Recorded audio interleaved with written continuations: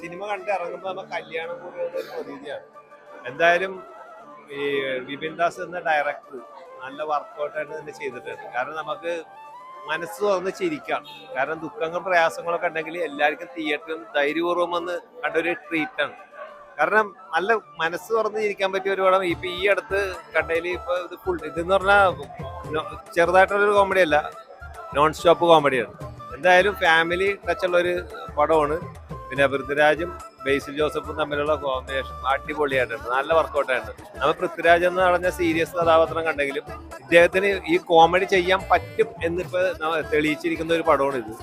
എന്തായാലും പാട്ട് മറ്റുള്ള സ്റ്റണ്ട് എല്ലാം നല്ലതായിട്ട് വർക്കൗട്ട് ആയിട്ടുണ്ട്.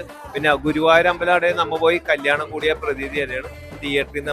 തിയേറ്റർ വിട്ടു പോകുമ്പോഴും നമുക്ക് ആ ഓർമ്മകളൊക്കെ ഈ ഓർമ്മകൾ നമുക്ക് ഒരിക്കലും മായാത്തൊരു ഓർമ്മകളാണ്. എന്തായാലും ഇതിന്റെ ഡയറക്ടറിനും